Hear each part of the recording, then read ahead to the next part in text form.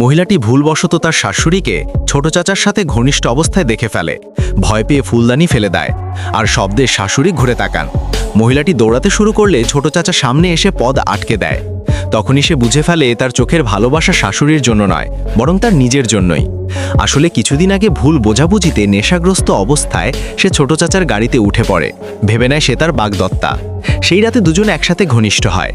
সকালে মেয়েটি ঘুম থেকে উঠে অচেনা মানুষ দেখে পালিয়ে যায়, কিন্তু ফেলে যায় একটি মুক্তোর দুল। কয়েকদিন পর পারিবারিক খাবার আয়োজনে সে আবার লোকটিকে দেখে। তখনই জানতে পারে সে তার ছোট চাচা।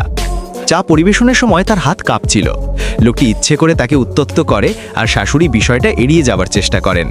খাবারের টেবিলে দাদু জিজ্ঞাসা করেন, তুমি বিয়ে কবে করছো?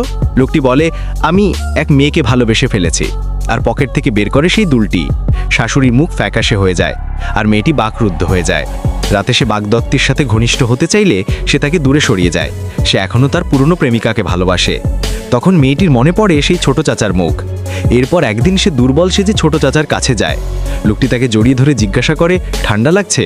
সে উঠতে গিয়ে পড়ে যাবার ভান করে আর তার বাহুতে এসে পড়ে। লোকটি বুঝে যায় তার চালাকি, তবুও তাকে চুম্বন করে।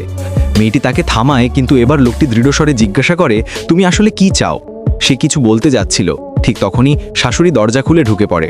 আর মেয়েটি বলতে গিয়েও বলতে পারে না সে আসলে তারই সাথে থাকতে চায়। ভিডিওর পার্ট 2 লাগলে চ্যানেলটি সাবস্ক্রাইব করে কমেন্টে পার্ট 2 এটি যাবে।